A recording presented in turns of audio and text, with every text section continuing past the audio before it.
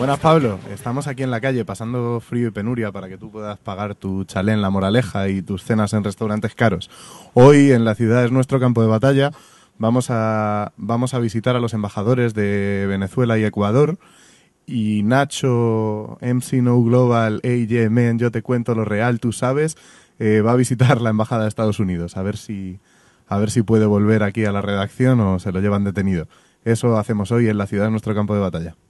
¿Cómo valoraría usted la aparición de estos documentos? Bueno, muchas gracias. Creo que en primer lugar debemos segmentar la información. Hay información sin duda que es irrelevante, opiniones de funcionarios de segundo nivel de la embajada americana, pero separando eso hay temas de profundidad y de calado, en donde se observa básicamente la política exterior de los Estados Unidos de tratar de influenciar e intervenir en los países en donde estos relatos los presentan.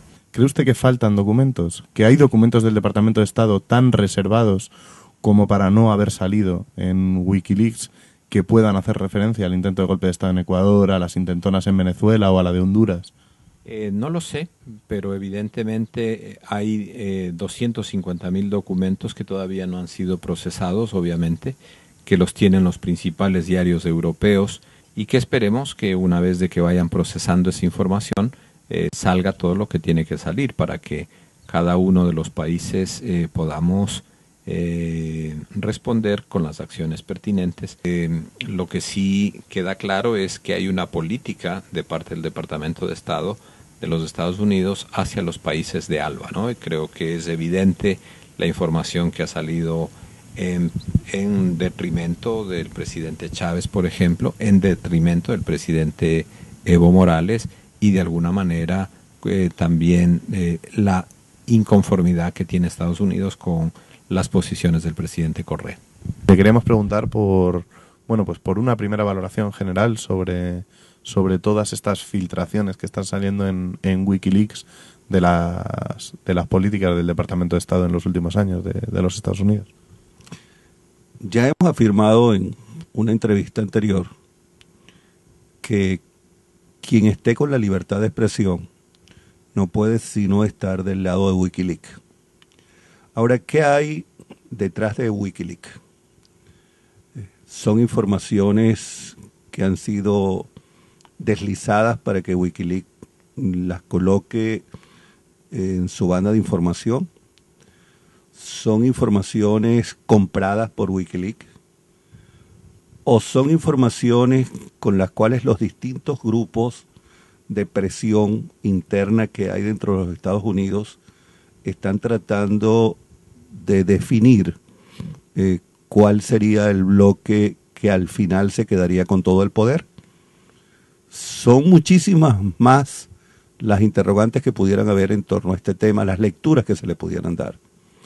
¿Cómo valoran este tipo o esta confirmación de este tipo de injerencias del gobierno de los Estados Unidos en la política y en los resultados de la democracia en países como el suyo, en países latinoamericanos, en procesos abiertos hacia el socialismo? Los norteamericanos o el imperialismo norteamericano no es sincero cuando valora las democracias. Cuando en la democracia ganan los pobres, la democracia es rechazada por los Estados Unidos. Cuando ganan los ricos, se convierte en la perfecta democracia para los Estados Unidos. Hay un dicho en América Latina, que yo no sé si es conocido en Europa, en donde se producen los golpes de Estado, es en los lugares donde hay embajada de los Estados Unidos. ¿Se fían de los medios de comunicación a través de los cuales se están filtrando las noticias y a través de las cuales se están filtrando los documentos de Wikileaks? ¿Se fían de cabeceras como El País? Qué buena la pregunta. Mejor que todas las respuestas que di antes. Realmente con Wikileaks se hace otro Wikileaks. Hay dos. El Wikileaks que trae los documentos y el Wikileaks donde yo escojo los documentos que me convienen de acuerdo con mi línea editorial y los publico. Los que no convienen a mi línea editorial los guardo y hago otro Wikileaks. Desafortunadamente, la tragedia nuestra es la falta de información, es la chapucería que se hace con la libertad de información. No hay libertad de información, no hay verdad, ¿sí? No hay objetividad. Se manipula la información, se desinforma, y eso es lo que está ocurriendo con algunos de los medios que tienen en sus manos los documentos de Wikileaks. En todo caso, no se puede engañar a todo el mundo todo el tiempo. ¿Ustedes creen que hay documentos del Departamento de Estado que no van a salir relacionados, por ejemplo, con intentonas de golpe de Estado en América Latina, como el que hemos vivido recientemente en Ecuador, el que se vivió también en Honduras y depuso al presidente Zelaya, o los que se han vivido en su país, en Venezuela, contra el presidente Chávez? Sin lugar a duda hay documentos que no van a salir, tal como lo afirmas en la pregunta que haces. Insisto, las líneas editoriales de los medios, de algunos medios, no van a permitir que salgan, bien por los intereses de los Estados Unidos o bien por los propios intereses de la línea editorial del medio que supuestamente está dando a conocer la información de Wikileaks. Parte de la desinformación y de la manipulación a la que me refiero es precisamente eso, escoger de Wikileaks los medios que convienen para esa información, seleccionarlos y darlos a conocer de conformidad con esa línea editorial de cada uno de los medios.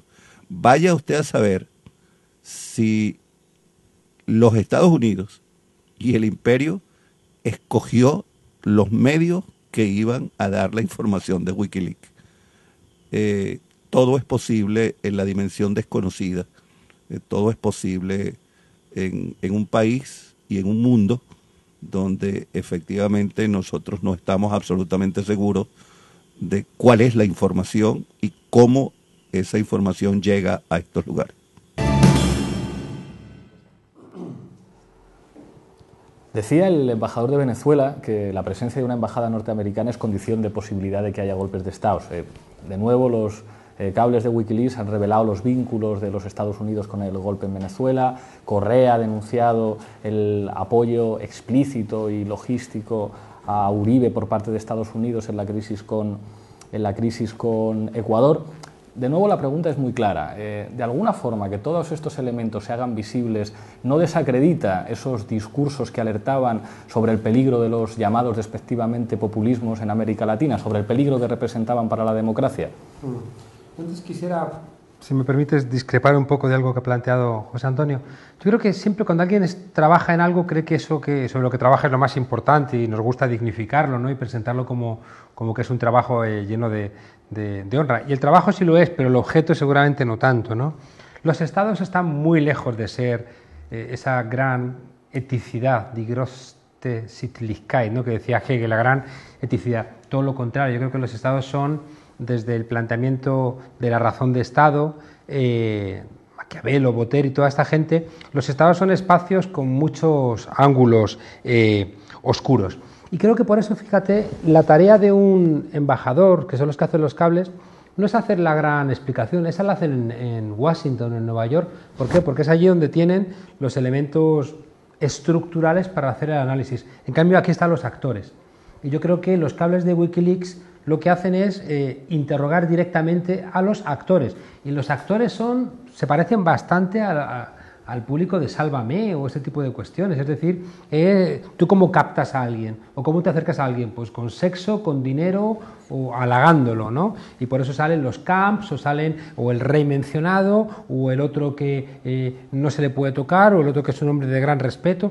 Es decir, yo creo que la tarea principal de una embajada está más en captar, y sobre todo cuando tú quieres, que es lo que ha hecho la diplomacia tradicional, como decíamos antes, cuando quieres tener mayor influencia, lo que tienes que hacer es poner en nómina a gente. Yo por eso sigo echando en falta una parte importante de los cables de Wikileaks, porque esta parte podrían salir cables igualmente comprometedores para cualquier gobierno del mundo. para cualquier gobierno del mundo. Y estoy convencido que igual gobernantes que ahora les parece muy bien lo pondrían en mayor cuestión, ¿no? No sé tampoco si la total sinceridad serviría para algo. Hay una cosa que es lo que yo espero principalmente, de esto, que más que filtraciones son desfiltraciones, ¿no? Porque más que poner filtros lo que han hecho ha sido quitarlos, ¿no?